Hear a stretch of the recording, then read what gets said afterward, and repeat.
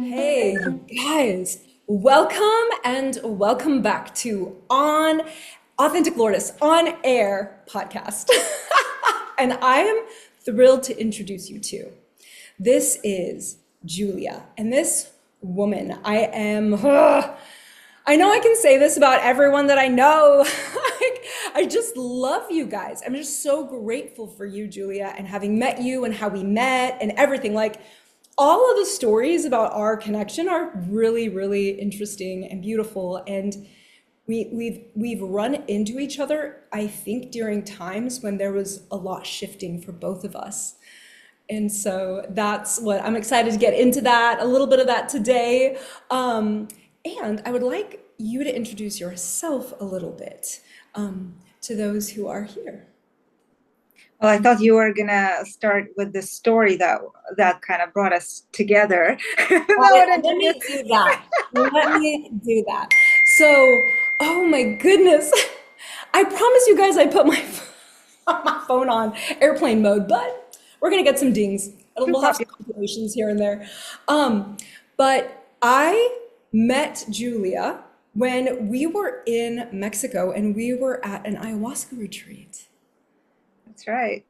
February of 2022, before the 2222222 portal. Yeah. Before all the crazy events started happening in the world, that's when we met. And yeah, that was a good time.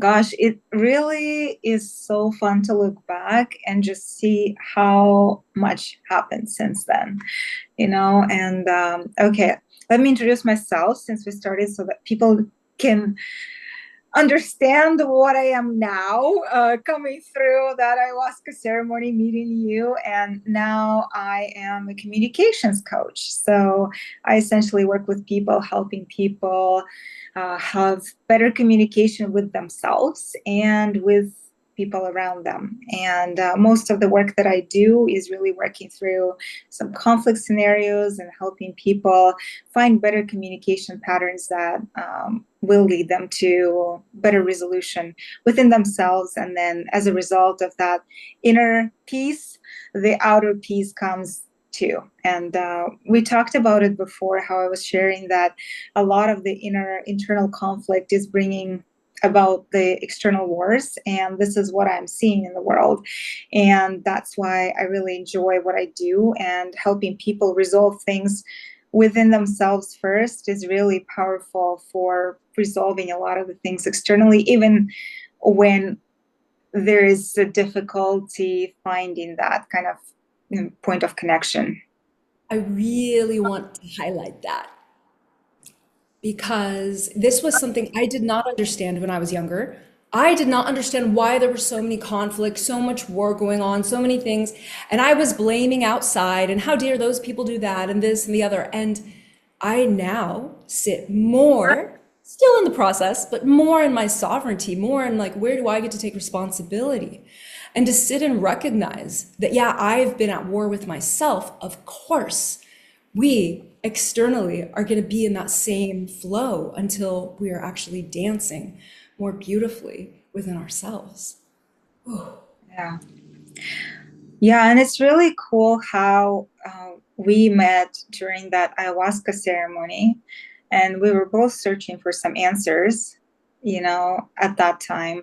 And now that I've come to this point, I could see how it is really challenging to find the answers um, outside of our own selves. And at that time, I was really reaching for something more. I thought that something will come through, whatever that is. And the funny thing was that I did start using that mirror principle a lot at the time. And I was kind of reflecting on everything that I would see in other people. I'm like, okay, this is something that I have inside. And I would go and dig really deep into myself, trying to find that fault, pretty much, because that's what I was judging other people for. I thought something was wrong with them, and I was essentially trying to find that fault within myself. And you can only imagine how terrible that ended for me. So I'm really happy to be on the other side of that now and to be talking to you about this whole journey.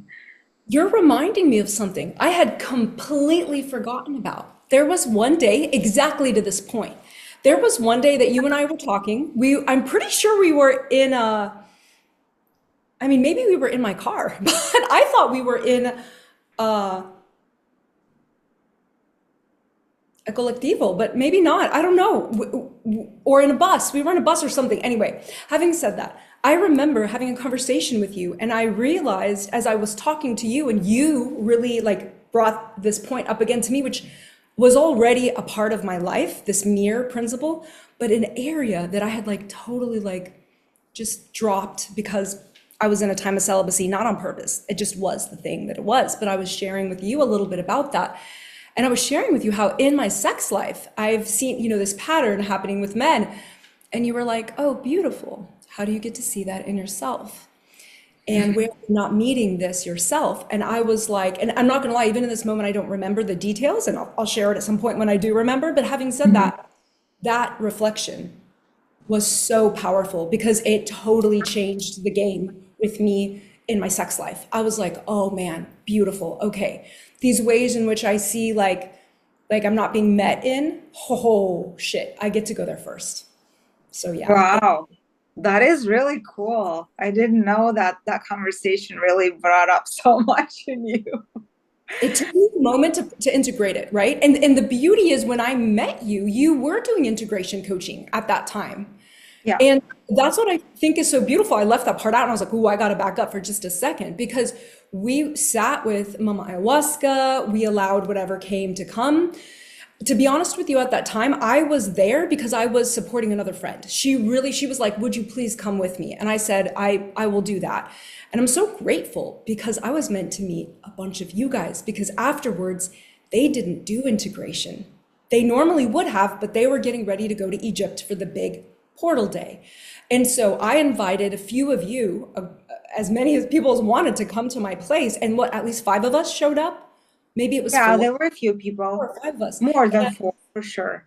Yeah. And we began to integrate together, and that was and how powerful that you were in that space and able to like help. Each of us were just talking about all these different aspects. It was incredible. Yeah, thanks for reminding me of that time because it was definitely part of my journey at the time that I was helping other people. And that's why I was still kind of in my own journey trying to find my own answers. But while I was doing that, I was also supporting others and working as an integration coach. And it was first with ketamine and then with all the different medicines. And that's definitely a big part of my story, but not the current one. So, Oh my goodness. yeah. Not to mention, speak of current. So when I met you, it was in Mexico, and you were before that in Canada, and you're originally from where you are in this moment, Yeah. I'm in Russia. originally from Russia and I'm back to Russia. It's been almost a year. It will be at the end of November, a year since I made a decision and came back. But that path back wasn't really straight. Like I had no idea that this is where I'd end up. And I didn't really sit and think about wanting to come back. I thought that North America would be the place I will live my whole life. And when all this pandemic stuff started happening, Canada became a really challenging place to be. And so I left to Mexico, and that's where we met. And then Mexico also became a little, I don't know, too stagnating, boring for me. It was kind of the place for that transformation where, it's nice to have a beautiful scenery around, to be going The through all Caribbean. the things. Yeah. And I felt like as soon as that was over, I was catapulted out of that. And I traveled a little bit in the States and had some thoughts about staying there. I had a partner who was from the States at the time as well. So we were thinking about moving back to the States, but then uh, life had different plans for me. So I ended up where I am now in Russia. And what a better place that could be to be dealing with all the conflict stuff, huh? And I'm like, very cool, very serendipitous, I would say. And who could plan that? Like, I feel, woman, because of what I know of you and what I've observed of you, like you're anchoring in all this beautiful energy, the light and the dark that gets to go through there and pass through our bodies and like be here to support, like you're grounding that. yeah. I mean, Caribbean would have been much better for that kind of shit, but it's okay. It's okay. I'm good. Heard. I'm in my own place, and it actually does feel good. Like I feel really grounded here for now. And at the same time, I don't feel attached to any place. So I know that I can take off and go wherever I want to go at any point in time. So why worry about these things, right? And kind of similar to you, I think you travel a lot as well, right? When you decide to go somewhere, you just go and you do your thing and then you move again. So it's pretty good. Now, something else we talked about was would you like to go into an example of conflict resolution, like me and you do a practice, or you share a story from the past, or both? The way we could do it, if you have a situation that you would like to go through, you don't need to bring up any like names or particular details, right? Because it could be very confidential as you're going through something. But perhaps I could share with you sort of a process, and the people who will be watching will be able to see how this could be done and how a situation could be basically decomposed so that you find a solution that needs to be found. And maybe we'll go into some of the Okay. depths of what is holding you back, if anything, from having that peace within that connection and relationship that you're dealing with. This is perfect because I have a past situation that I could bring up and we could use it as an example, and then I could find perhaps new ways to move through this. So, okay, this sounds great. All right, let's do that. So, something I've been very comfortable in conflict resolution. I say very comfortable. It's become more comfortable is with boyfriends, being able to move through that and oh, that whole situation. But now let's say a conflict resolution with a business partner, right? Let's say that well, actually, let's just make it more extreme. What if you knew you had to break up with this business partner? How would you go about that? Let's say there is conflict with the way that operating systems are happening, the way that communication is happening, levels of respect. Yeah, let's start with those three. That's great. That's a lot. So, do I get that right that you were considering to break up with that business partner because you didn't have the connection in your values and communication and some of the systems that were used Let's in the let's business? take that as an example. Yeah. Okay. And so, typically, I mean, breaking up with a partner shouldn't be that big of a deal, right? If we are building the relationship in a way that is built through agreements, then you just agree on something. And if things don't really follow that agreement, you talk again and you make a new agreement. And so, if the relationship is built in this way, through the conversation, through the proper communication, as you're saying, there were some issues with that, then breaking up with anybody really should just be a conversation. It could be hard on emotions, but it doesn't have to be a conflict, so to speak, because it's essentially like you cannot force another person to do Right. something that Now, they this is no an longer want to do. excellent. So what about, let's say you're not bringing conflict, but they're trying to bring conflict to that because they don't want to part ways. Okay, so then we have what is conflict essentially? This is two opposing points of view that are connecting at a certain point. So when there is one person like yourself who decides that this relationship or business partnership can no longer exist because of certain criteria, and another person decides that they still want to hold on to that, there's something in common between the two of you, So right? the word in common, something. Yeah, something in common between the two of you, because if there isn't anything that kind of connects you, then you would just pull apart and there will be no conflict. But uh, Understood. you're having this conversation because there is some value in that kind of connection that you form together. So I would say, essentially, if you decided that the relationship no longer can exist, then you saw something that was potentially not heard by another person, or you maybe didn't communicate that. So what was your scenario there? Yes, communicated and not acknowledged.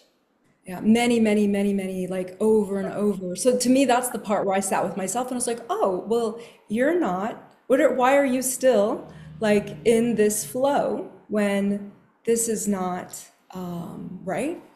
Being Yeah. appreciated or, yeah. Yeah. So the people who bring up conflict, and in general, we can have that. It's just the confrontation that we have because of the differences of opinions. But say if you and I had a conflict, we could just talk about it, right? Like I would hear you out, you would hear me out, and that's essentially we'll figure out a solution. That's how it's typically done.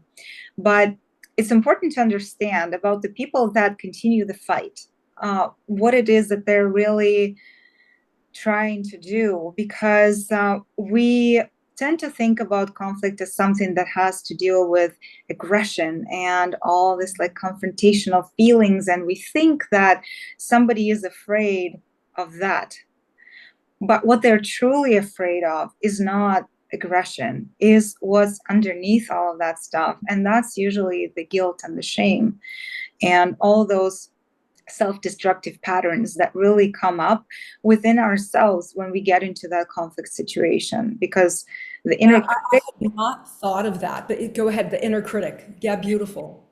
Yeah, so if you remember yourself in the conflict in this particular situation that you're explaining, it sounds like you felt pretty confident in yourself, like you felt pretty solid, and there were no scenarios where you would go into criticism, like self-criticism. But a lot of the times people do go into that. Or Yeah, was there something? definitely a pattern of my past. Definitely a pattern of my past for sure, where like, oh, deep criticism. But yeah, I've learned to like meet that critic now with compassion. But I hear you, like definitely a way I've operated for many years before. Yeah, and that is the first like the first step of the conflict resolution process is what I call the self-tuning. It's essentially checking in with yourself and really finding that everything that your inner self or whoever it is, the voice of that inner critic, everything that you're hearing, just work with that first, because you cannot go into conflict resolution with another person if you're still internally thinking that something's wrong with you. So this is the first step, is really coming to understanding that everything is right with you and you have the right to feel all these feelings, all the emotion that comes up. Nothing is wrong. And so this is something that you did. Yeah, that is so, please repeat that again about that nothing is wrong with these emotions that are coming up for you. Yeah, so essentially what I was talking about, right? That in the conflict situation, what we go into is that self-criticism and kind of digging of that negative stuff about ourselves. And we may start thinking and blaming ourselves for saying the wrong thing, doing the wrong thing, feeling the wrong thing, whatever that is, right? And although some part of ourselves may think that way, the conflict resolution will not happen if there is too much of that self-criticism and you're not connected to the power of yourself, to that truth, and your truth could be that you were hurt, you feel betrayed, that something happened that you didn't like. This is your truth. And so there's no point in trying to cover that up and pretend like this didn't happen if your feelings were hurt. And there's no point in trying to make that be a bad thing. And that was what I really wanted to Uh, share, because feeling anything that you're feeling is just, it's informative to us, right? It lets us know like, oh, okay, what's coming up for me? Okay, and maybe is it guilt or shame, or is it my grief and sadness, or and it's perfect. It's just, it's informative. And that's bringing the compassion to the critic, if you will. Yeah. So I just wanted to yeah, that's a really good summary. And so when we do that, when we come to the point of, okay, everything is right with me, sometimes people go into another extreme where they say that, okay, everything is right with me, I'm the queen, I'm perfect, then there must be something wrong with the other. So we I go through, love that. I'm the queen. I'm perfect. yeah. So haven't you been there when you're like, okay, like I'm totally, everything's wrong with me, you're right with me, you're wrong, and all that stuff. I promise you, 100% of the time that has been my past. I would check in with me, and then I would think, okay, well, I'm doing okay in how I'm aligning, but then like, okay, then I would think that not always, but often. Like, and I say the reason I'm saying this is business partners, because bosses, so often I was working with bosses and they were so disrespectful. And again, it wasn't their problem. I was being disrespectful to myself by staying in the situation. I didn't have to stay there. And that's really what this comes down to. Like, but you're saying, yeah, I hear you. I totally did that. Well, that, and there's also those situations that are there to teach us compassion, to teach us empathy, and to teach us acceptance, because we can't run from every single difficult scenario just because, it happened. And sometimes life puts us in the position where we can't run. So we have to resolve the situation. And this is actually, to me, this is always a better strategy than just run, because those unresolved conflict situations can really backfire. And this is what, I could share a little bit more about the story that I have with that unresolved thing, but let's go through those stages and just see how that all connects. So essentially, once we decided that everything's okay with me, then we go into the second part, the second step of this conflict resolution process is looking at what is with the other. And here we have to do the work essentially to understand that even though the behavior of the person may be triggering and may be wrong, there's nothing wrong with the person themselves. And so really separating those things from each other, because otherwise it could be really that personalities fight, and that's always a losing game because nobody's better than the other, we're just different. And once we go through that phase, like in your scenario, were there any thoughts that you were thinking before you went into conversation with the person? Like, what was your process there? I desired to maintain a really beautiful connection, but I had a feeling because some of us we're so tied, right, to our the work that we do, that it feels super uncomfortable to want to close the chapter on something like that, right? And I've now moved through this in this eclipse. I've moved through that twice already in a short amount of time. Like, I'm like, wow. Did you feel angry though? Because there was a situation where there were values, there was miscommunication, you were I misunderstood. think at some point I did actually, but it was way before I even had the conversation. Yeah. Yeah, so you have to go through all of these emotions. And sometimes when we go through those emotions, like I go into a place sometimes where I feel like I want to have a revenge, like my anger can go to that place of like, That's I really literally, want to destroy that. And for the people that do have such a deep connection with their anger or whatever. People usually with some betrayal wound from childhood and stuff like that.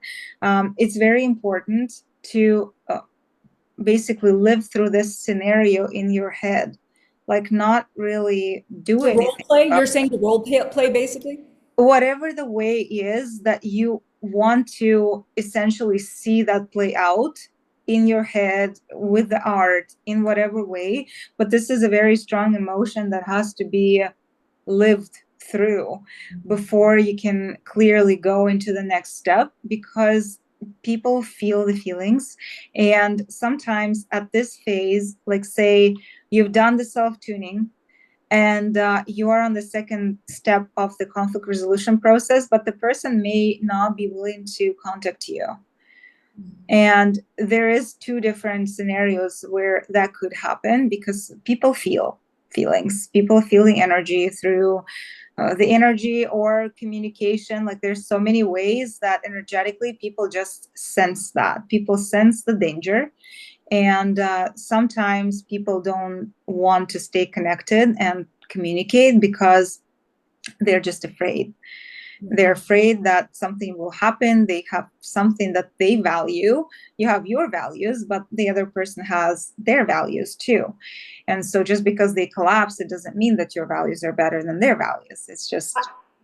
You're reminding me of something very basic here, because I never thought of this when I was younger. I never thought of the word value. To me, I mean, duh, there's this aspect of it that you realize, oh yeah, it's the things that are special to me, right? But then like we realize, oh, more and more as we really sit with that word, like value, the things that are really add like into a bank account and offer, we get to, it's a currency. So yeah, I just find that super helpful to recognize that, because that it helps us understand others better, to be like, oh, they really value, that's something that's so special to them. That's why it's so hard. That's why it brings up conflict, because like you said, emotionally as a child something occurred, and it's tied to that still to this day until it's actually really worked with and through and over time. And yeah. Yeah, and so it's really important to know that just because you don't understand those values doesn't mean that they're somehow less important than what you feel. And what else? So the first scenario is they could be too scared. The second scenario is a little different, where they may not contact you because they think that they're so much more powerful than you.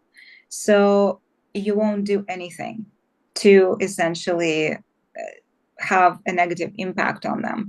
And this is the situation that I was in when I was I've dealing with never that. heard of this. Yeah, it's pretty rare where there is such a big power difference, I would say, but it's not even the power difference, it's what they perceive to be the power. Yeah, that's what I was going to say. Are you talking about the level of authority? Or is that what we're talking about? Not quite, because it's not necessarily about that when it comes to business, especially. The authority you can say when it has to do with like an employment relationship or some sort of a legal scenario where there is the um, legal consequences for some decision or whatnot. There, people can talk about having some legal authority and power in that sense. But there's also power that comes from something that people value and really want to protect. And so when we speak about something like business, it could be reputation. This is something that people really value, and sometimes they think that nobody can really do anything to harm them, but they can underestimate the power that they have over other people. And in my situation that I went through, this is exactly the button that I was ready to press if the other party was going to continue doing what they did to me. And so in my scenario, I didn't go forward with conflict resolution because I was too afraid. Okay. And the other party didn't come to contact me because they didn't see the value in that. They thought I was not worth it, essentially. And that's how the situation really escalated, because we didn't get to make the steps towards one another. And the third step of that situation, so once you realize that everything's right with you, everything is right with the other person, but then there's something between the two of you. It's as you said, there were values, there was communication, and there was some system in the business that you didn't quite agree on. So this is a normal thing. You needed to sit down and talk about those things. Right? To get something resolved, you needed to find a solution to very practical things and make some specific agreements. But the other person didn't seem to want to do that. She felt more important to continue the emotional phase of this disagreement, which is also really important to go through if you see the value in the relationship overall. Yeah.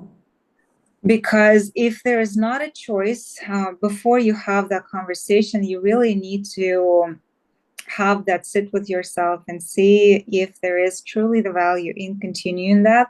And sometimes the value could be in just saving that reputation. you know it could be the inner reputation that I am a good person. I did everything I could in this situation and whatnot. And the value of resolving the conflict, maybe so that you could say to yourself that you did everything you could, but if you know that without having to go through all those movements, it could be other things that are important. But if you perceive that the situation or the relationship is not really worth it, then you will definitely act differently in that way. And so typically the third step is contacting the other person and telling them about you. So once you've acknowledged their stuff, then you can share with them about your things.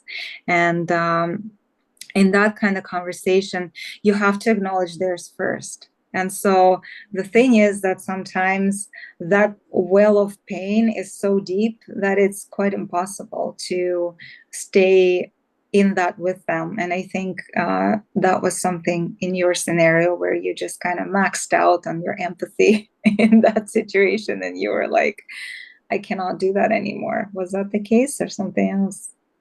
Um, I would have to think about that, but you may be spot on. I was like, I'd have to think about it. I think I don't know if we're talking about the same situation or a different one, but I recall you sharing something that had to deal with that amount of empathy and the space that you gave the other person to really express their hurt and pain. And over again, they just couldn't seem to find that depth of, like, the root of it. So they couldn't explain to you what the actual problem was. It was more about the process of complaining. Wow, that's so powerful. I see what you're saying. Yeah, not finding the root cause. And so that, okay. Yeah, thank you for sharing. Yeah, so sometimes it is really difficult, but we kind of, if we want to resolve the conflict again, we have to kind of get to the bottom of it, right? And so before you can share and be heard from Yeah. your side, you have to give another the space to share everything from their side. So you helped bring some light to something about this particular conflict or couple of conflicts, to be honest with you, that's so helpful that oftentimes because the root isn't recognized by the individual who gets to work through that, it doesn't matter if I see it, it doesn't matter if their mother sees it, it doesn't matter who else sees it. If I don't see it and I'm working through this, I'm missing the point and I'm not ready to move forward in other areas of life because I'm missing the root of what I get to address. And sometimes we meet others in that same place and we get to just realize that. And that's why sometimes we get to step back because there's nothing else that we could do. And see, in these situations too, like, we have to remember that sometimes it is really difficult for the person to get to the bottom of their stuff and they don't know. And it could be like years in therapy before they get to that point. And what is important in this kind of scenarios where there's such a big clash is to start looking at the similarities. And if you are the person that is really seeing more of the situation, you could be the source of that resolution by asking a question, something about the value of this connection, because maybe the person is doing that whole thing because they don't really value the connection between the two of you. And if you find that out, then you can just essentially address that and say, well, what are you fighting about if we don't really have the relationship that we want to continue? Because sometimes it happens, we start something, and then as the relationship progresses, we just find out something about the person where we don't feel the match anymore, and we just have to find a way to quit. But instead of having a direct conversation because of some fear, we start creating the drama and stirring up all these emotions where in general you don't really need that. You just need to say, I'm done. And how many times Like we can do Adam's that? so forgive me. Yeah, exactly. And there's nothing wrong with it, but because other people may see things differently, or they may, again, coming back to that pain or shame or whatever it is that is inside of them, they may think that if they end the relationship, then they're a bad person, or they start kind of turning towards themselves and creating that big pain for themselves. That's why it's easier for them to just create that anger and generate the pain in the relationship than just finish it by saying that they're done. And You're yeah. helping me realize, even with these business partnership breakups, let's say, and even with these past boyfriend breakups, there was a big part of things that I realized, were brought to the table and weren't looked at in that way, and things that, yeah, are like you said, the root of something that was there, and they couldn't even see it. I realized later there's things I could not see about myself too, which is probably why this separation happens, right? These atoms bump into one another, dance for a while, and then go off. And I still think ultimately they are literal level ups to help us like learn and understand what in me is growing, and in that individual, like all the men from my past, I'm very grateful to them. Like every one of them knows the way I left. It might have been uncomfortable, but I got to have a conversation with them. They understood the things I was uncomfortable with. There was really no other thing that they could address, and it was okay. It was like, and they're the ones who left on social media, and that's okay. It's again, atoms bumping, and like, yeah, still that person's blessed and I'm blessed, and yeah.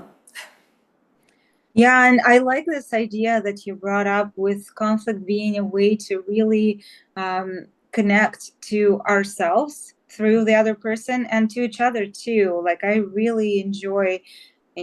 I don't like the fight, but I do enjoy going through the conflict with someone and coming out on the other side with a deeper sense of intimacy, because you've just kind of gotten into a really deep place together, and then together came out of that deep place kind of helping each other. Because the next phase, so once you've step one, self-tuning, I'm okay. Step two, they're okay, everything's right with them.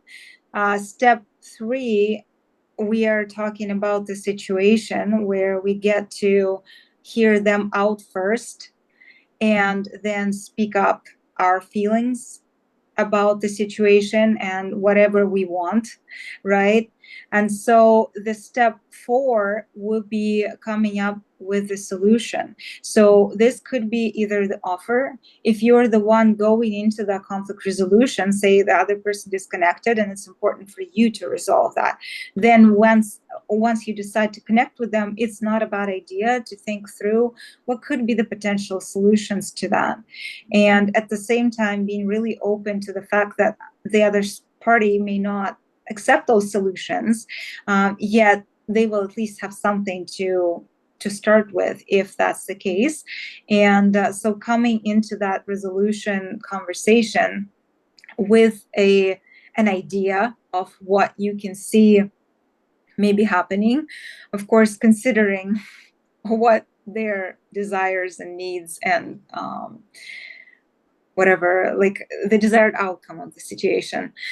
So you have to kind of think for both people if you do find out the solution. And if you don't, you can just say that I don't really know what to do with this, but I really feel like it's important for us to resolve it. Now, do you mind sharing a little bit about how you were able to bring resolution? Was it just for yourself, or were you able to bring resolution, you and this person into resolution? Um, I can share with you, well, this story that essentially ended my career in North America was a really big conflict that happened between me and the person that I was supporting in the business as well.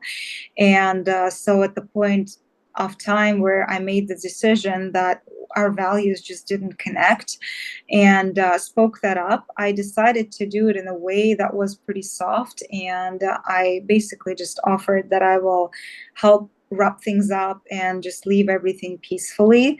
But instead of going through that with me, the other party decided to essentially attack me back for my decision to part ways, kind of similar to what you were saying, right? Because they didn't want me to leave or whatever the value. I don't know what the actual desire was for me to for that person so that I stayed in the company. But the way it essentially happened with my decision and offered to make this peaceful transition, she started the war on me and essentially did everything possible that so that I didn't say goodbye to my team. And I had 100 people that I was connecting with in different ways. And then I started trying, of course, like when you leave a business situation, a job, you're trying to find a similar position in the same industry, something that you do well. This is your core skill set. You have the network yeah, you of do. people, right? And it's a logical solution for somebody who leaves one thing to transition into something else that is in the same kind of field of work. And that's what I attempted to do. And this person started calling and letting other people know who wanted to hire me or potentially considering me for positions. She started essentially telling them that I'm on a contract with her for the non-disclosure and non-compete clause, even though I was a manager. So it wasn't a position of, like even coaching. I wasn't doing that directly. I was the manager of coaches. And so it was a really bizarre kind of scenario where she was making up the story that wasn't true. And essentially, the first time it happened, I tried connecting. I was completely ignored. The second time that happened, I also tried to reach out and she ignored me as well. And I should say here, though, that at that time, I didn't move through my own process correctly. So I still was coming from the place of really being angry at her because she was trying to destroy my professional reputation. And I didn't know what to do about it because I couldn't find a job. I couldn't find any, like a business. And it was psychologically really challenging on me, but I didn't really look into this process that I'm explaining now because I didn't have that process back then. And it was born as a result of this conflict and some other things that I went through. But essentially, on my part, I could have done it differently. I could have done it much better. But I kind of started playing my own game, trying to play my own game, and I didn't feel that power in me. That's what I'm saying, the self-tuning and finding that really the source of power within.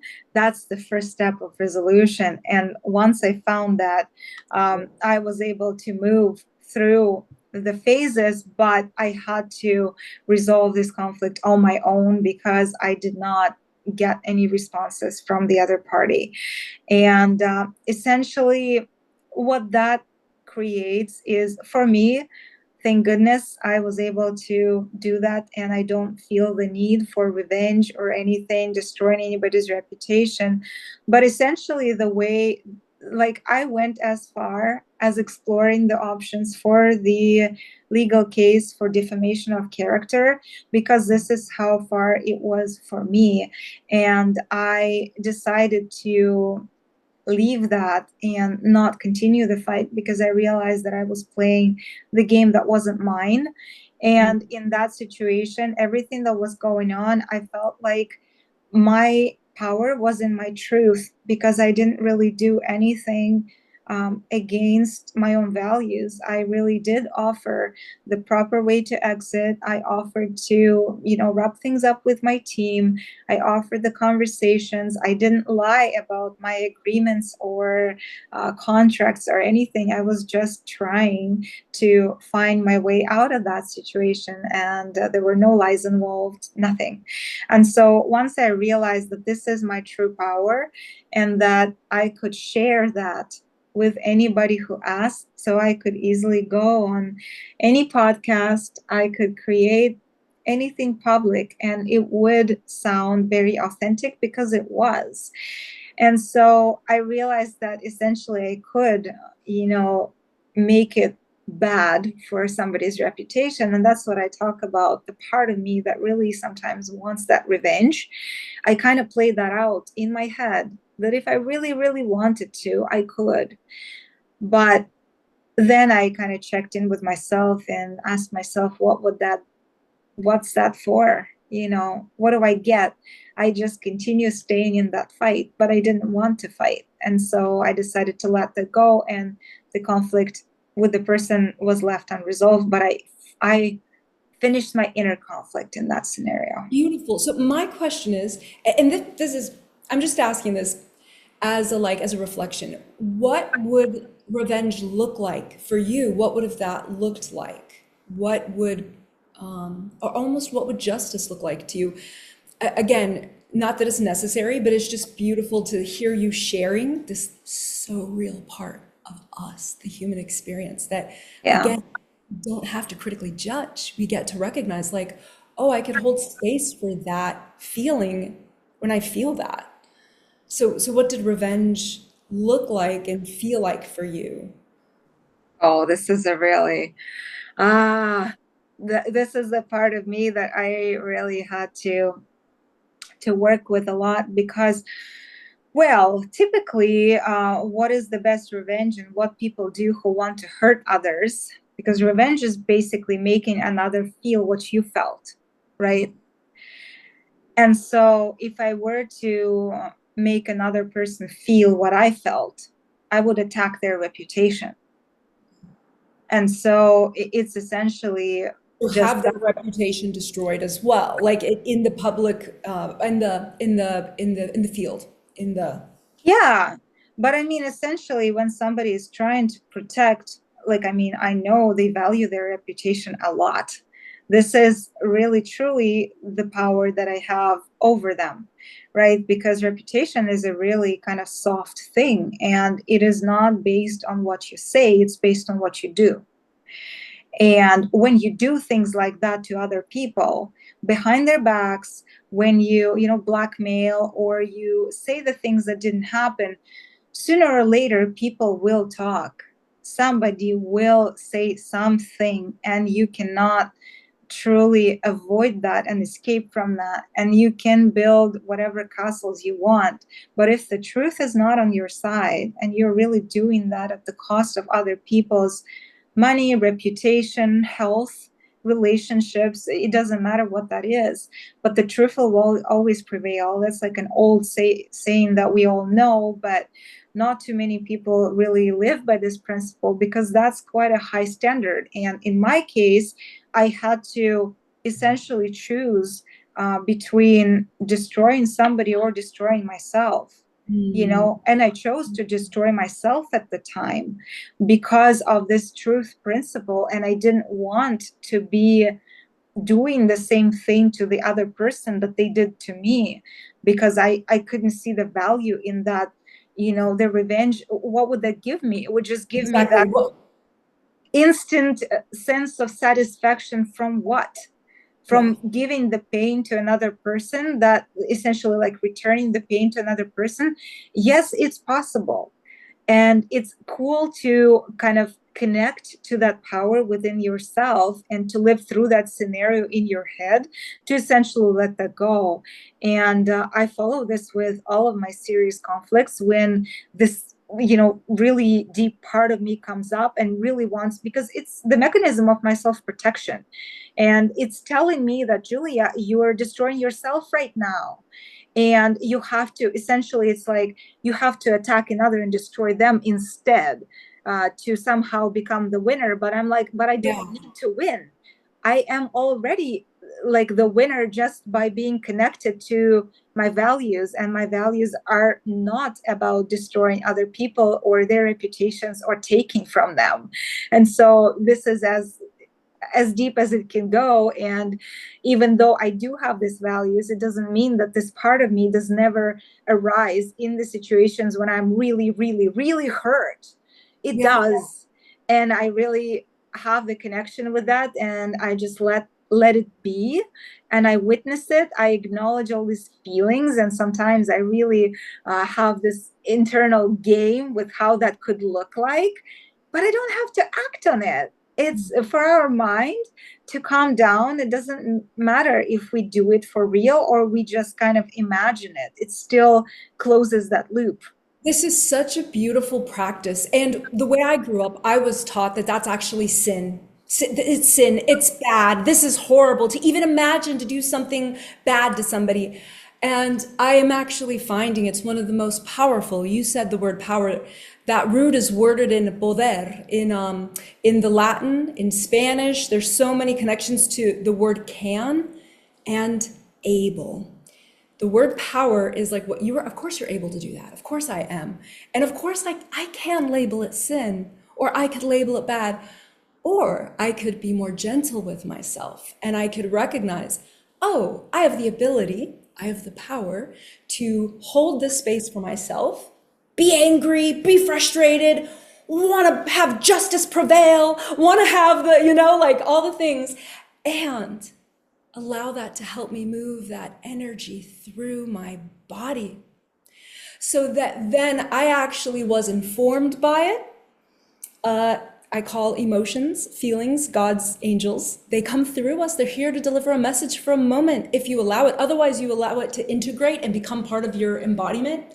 And then it's this pattern that overtakes us again and again and again, like you're saying about these emotions being held in, and then how they just like want to pop off at any second instead of when you're finally at your limit. Like I'm at a point in my life now where I pop off, finally my anger is released once I've been pushed so far. And it's true, anyone in my family will tell you it does take a lot to push me to the edge. Now it's a little further, but because now I bring more respect to myself first, I attune first, like you described, which is, I'm telling you this, your whole steps, I'm going to put them down in the description box because they're so helpful. This is why you do what you do, because it helps. Once we do that attunement and we check in with us, it's just so you could bring in that more compassion and allow these experiences to move through you, be with them. I hate that person. I can't believe they treated me like that. And the reminder that hate still is stemmed from love. Like we still move through all of this and allow ourselves to be in it.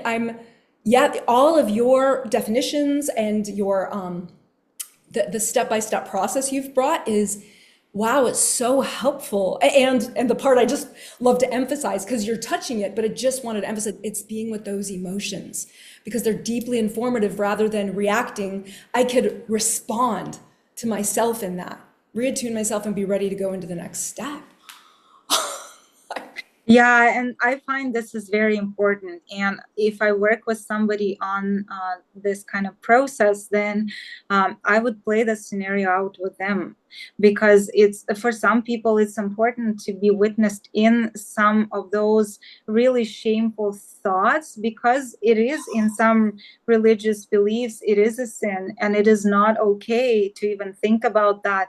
But it's very important for our psyche to complete that cycle of emotion if that arises. And if you shut that down because it's not okay, that is not going to be resolved. And you will bring that energy into the conflict conversation, and it won't be resolved because you will come with all of that, whatever you shut down within you, and the other person will most definitely feel unsafe, and they won't really help you go through that. And our goal when we really truly want to resolve something is first to see the value of actually the relationship or whatever it is that we want with this person, and really create that safe space for them to be able to come to walk with us to that resolution. And it's not necessarily that it's going to be our resolution, right?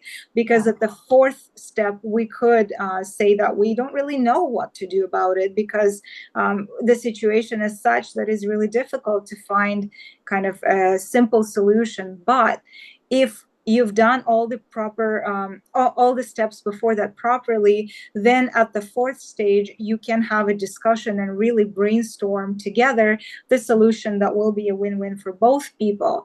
And then at the fifth phase, you can decide how you're going to implement it. And at this phase, you can decide that the relationship is complete, but there will be no pain in that, and you can just part ways and decide how you do it, right, without any extra things and emotions. Or you can step into the new cycle of your relationship where the previous kind of thing is dead, and you can start fresh without bringing that into the conflict. And that's actually how I became the trainer in the course that I completed here in Russia with my mentor, because we were switching the roles. And so essentially I was his client first.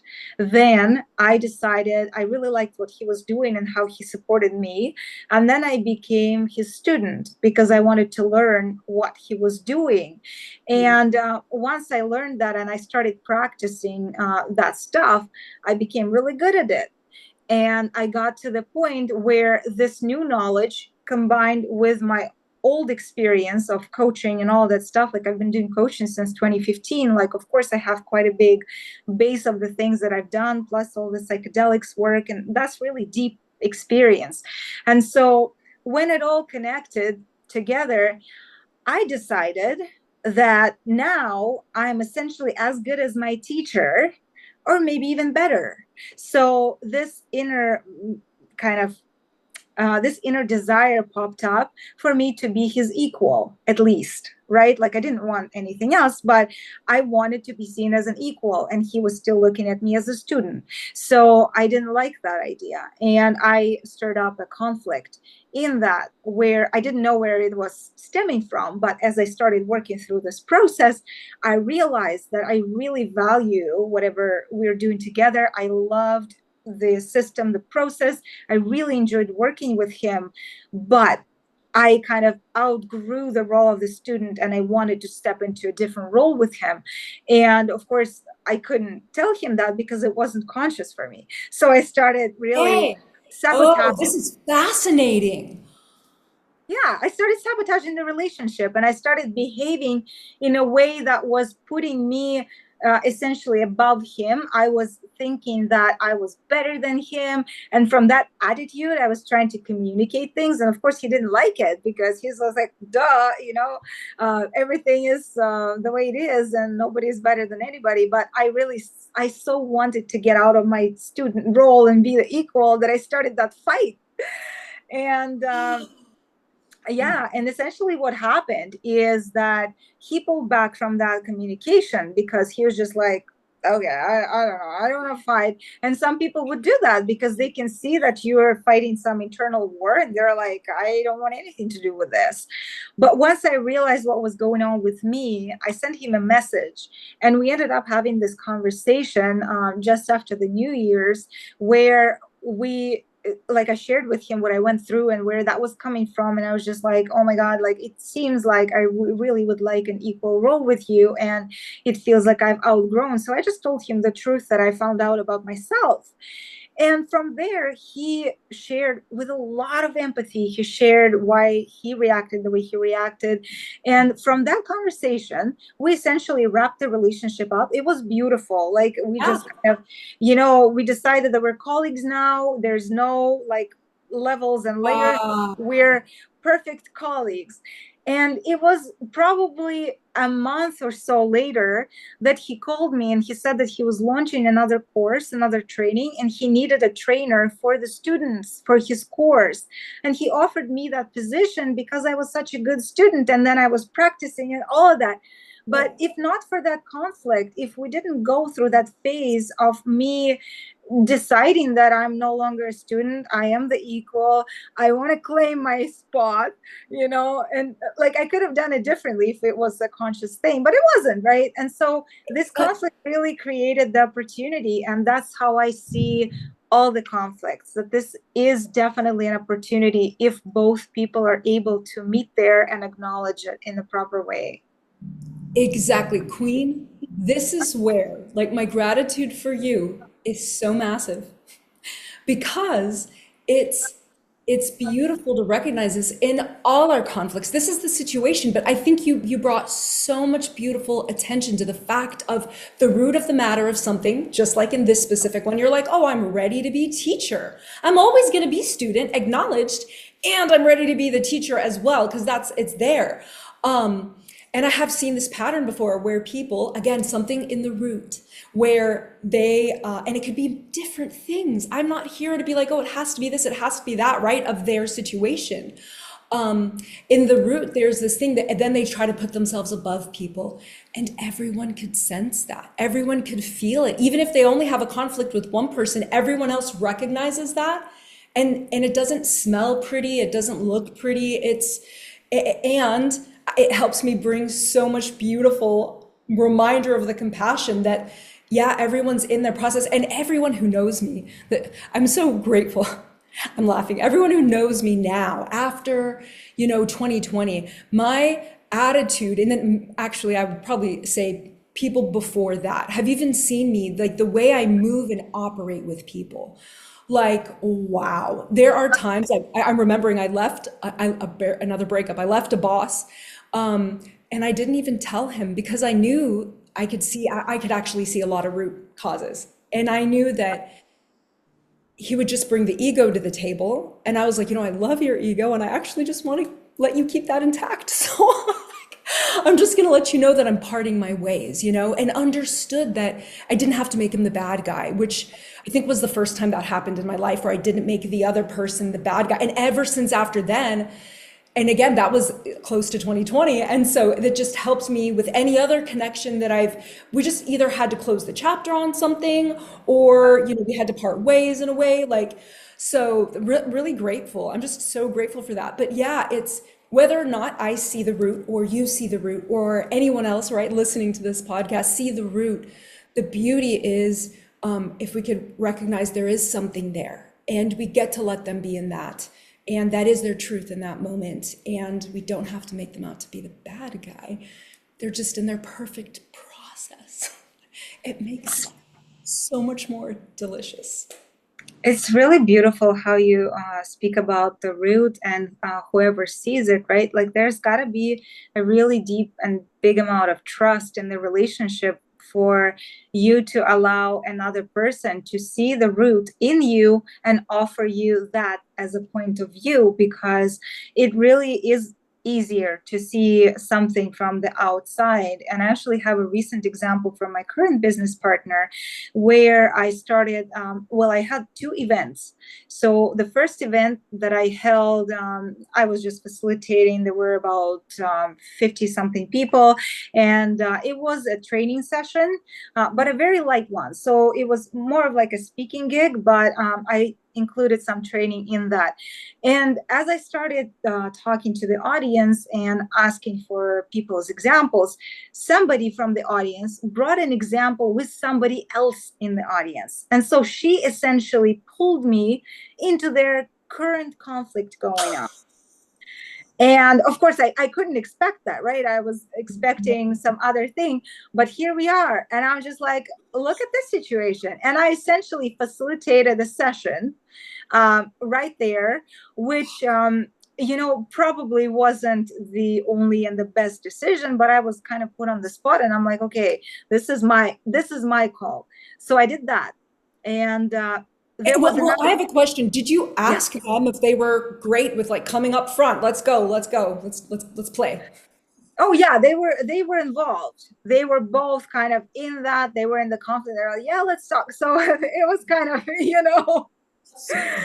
it was really interesting. I did not expect to be doing that, but it ended up being an okay situation and a great training for everybody because they got to witness the real scenario. And it wasn't anything like super intimate and deep. It was more like they were colleagues and there was some scenario at work and one of them was sarcastic and another one didn't like that. And they were just kind of like, being a little toxic with each other. And it wasn't a big deal, but it was really helpful for others. So that was one scenario.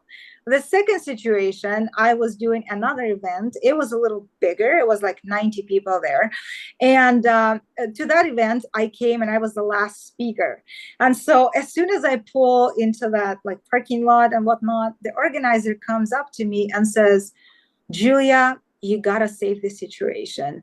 The previous speaker was so boring. She was doing this and that, and the audience is in such a bad state that you will have to do something to, raise the energy. And it's like 90 something people, so it's not it's not that easy. Okay, can I point out a couple of things about you But that I love about this situation? So you're a Leo, or at least you have a Leo placement, don't you? I have the moon and rising. Yeah. You go. This woman is designed to present in front of us. She is here to be the protagonist, and I'm so grateful that you play this role so beautifully. So this doesn't surprise me that like, be our entertainment, please, and that you pair that with teaching. Okay. That was really funny because I was there to play my own role. Like I had my own spot in the timing of the event, and I knew what I would be doing. Of course, I needed to integrate with everything else that had to come before me. But that was the starting point, and I was just like, holy shit, like, okay, whatever. And I did that. So it was all good. But then what happened is I was having a conversation with my business partner. And she knew about both of those events because I shared with her about the first one and the second one. And she was like, isn't that interesting how in both scenarios you seem to be pulled into the conflict that you don't seem to have any kind of relation to? And she really questioned me on that. And she's like, don't you see this as a pattern? And I'm like, this is really, truly something that I'm not seeing. And so I started going into myself and asking myself, where am I pulling somebody into the conflict where they really don't need to be part of it?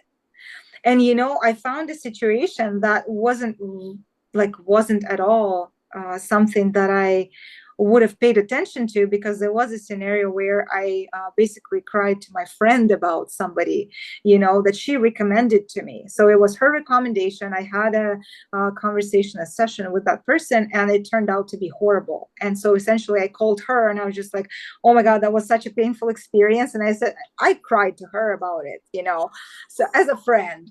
And once that whole scenario came up, I'm just like, holy, this situation wasn't something that she needed to be part of, because she only made this recommendation to me and I chose to follow it. I chose to have the conversation with the person, and whatever happened between the two of us, it's nobody's business, even though she did recommend it to me.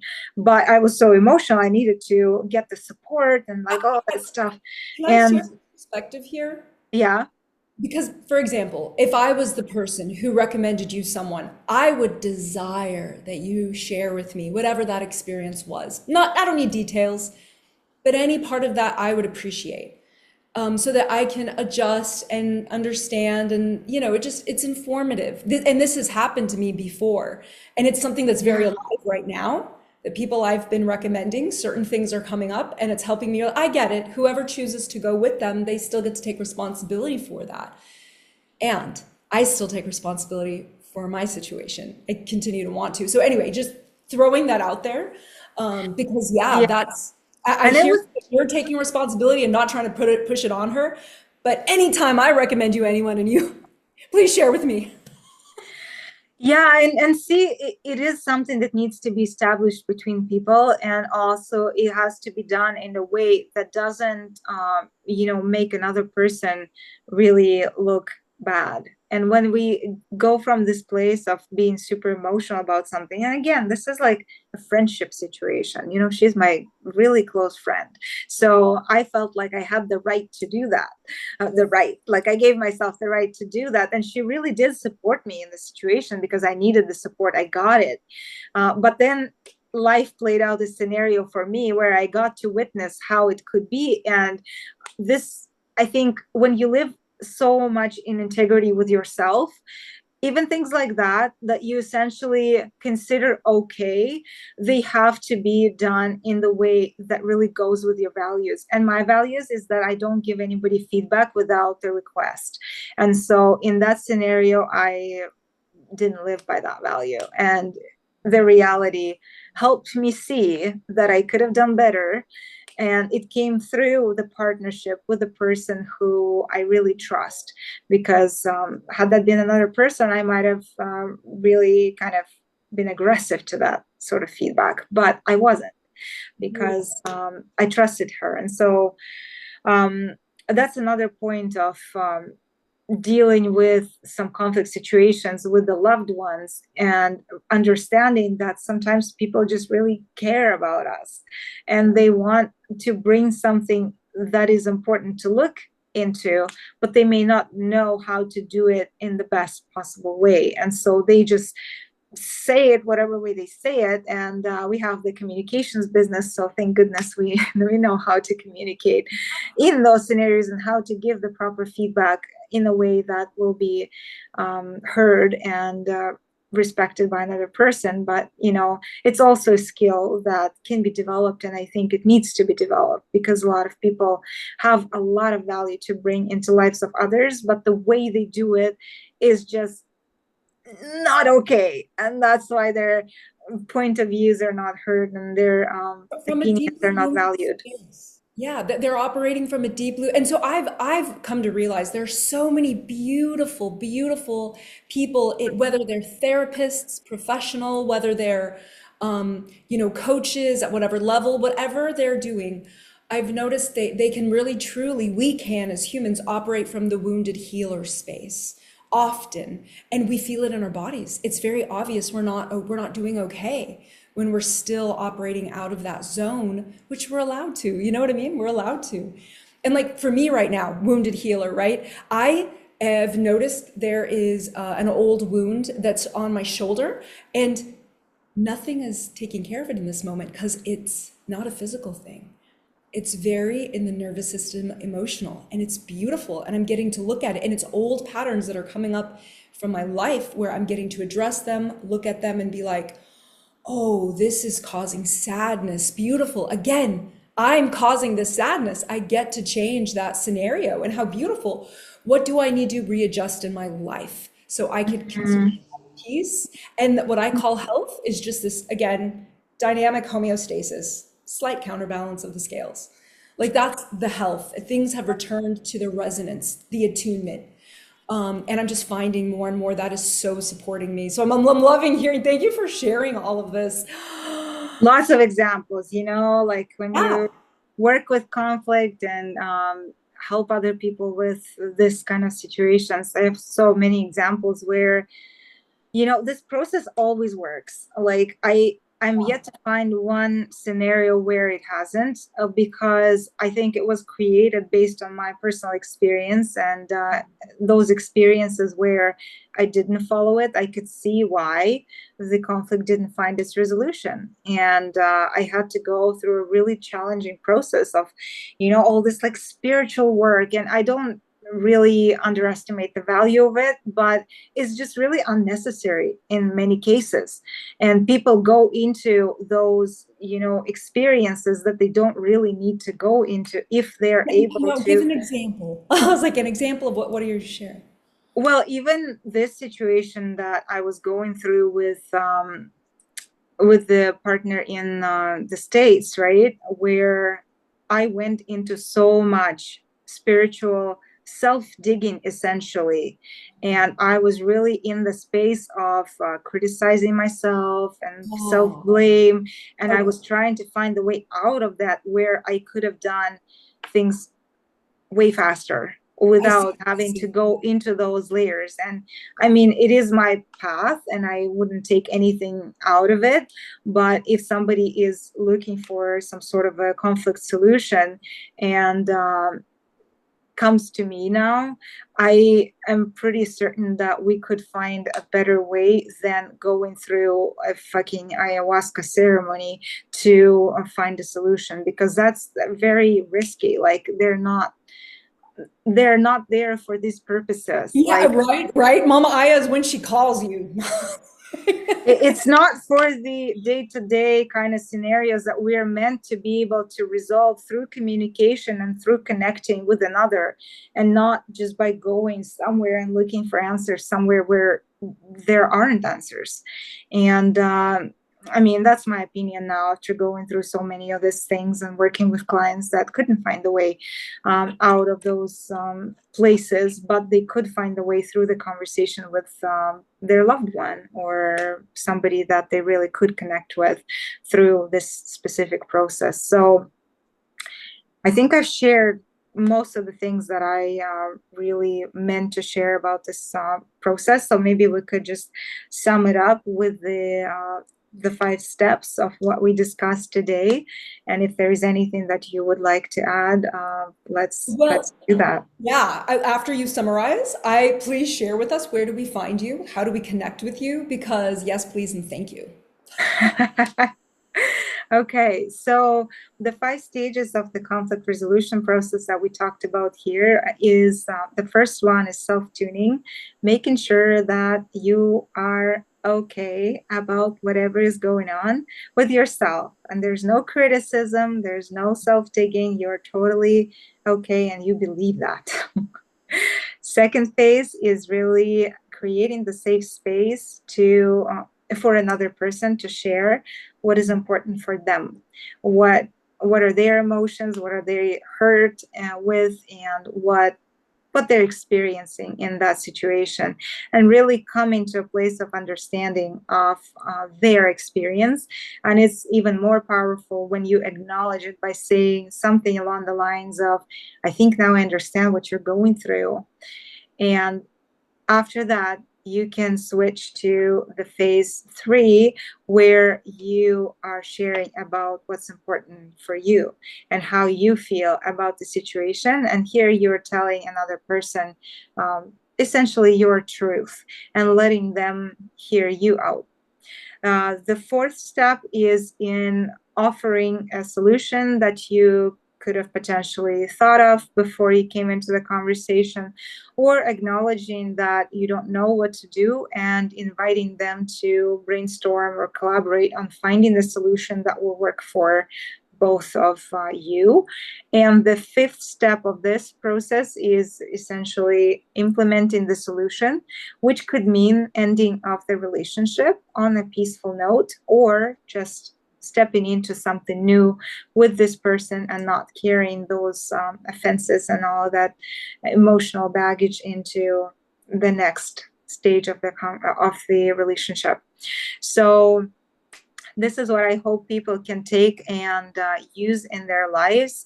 I was thinking of doing something for the English speaking audience, because for the past year, I've mostly been working in Russia and with Russian people. So most of my social media stuff, if you look me up, my handle is at Julia Zarina. And you can find me like under that handle everywhere, but I don't guarantee that you see a lot of stuff in English at this point. If you scroll up my Telegram channel, maybe you will find some stuff that I was doing before. But in any way, if somebody really wants to connect with me or has questions about conflict and their situation, maybe there's something they're going through, they could just message me directly. And even though my social media is not in English, I still do speak pretty good English and I can understand the language really well. So happy to support anybody who may need the help.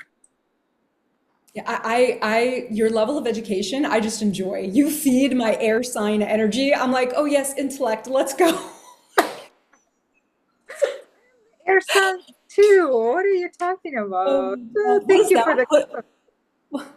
I'm the air sign too. I'm You the too, that's Libra. right. Oh my, that's right. No wonder why. That's why we complement this. Oh my goodness. Yeah, but thank you.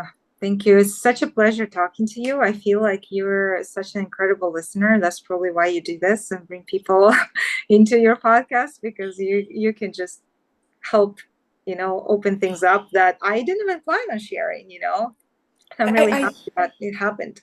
It's beautiful. You're and guess what? Like this woman's got stories for days. She ain't touched a lot of stuff. Maybe some other time you'll be like, oh, I want to share on, and we can go there. But yeah, I'm like you. Yeah, I intimacy. This is what I do. Intimacy. This is where I professional guidance is what I share, right? And it's because I can see through so much. It's part of my human design, my I can never say this word. Penetrative cross. Like I see through to support what is in alignment so that you can like carry that with you. But you, woman, you have blessed me again and again. Thank you for being here with this beautiful audience here that is growing on Authentic Lourdes on air. It's just, I'm thrilled. I'm grateful, and I hope you come back. And I'm gonna say ciao for now.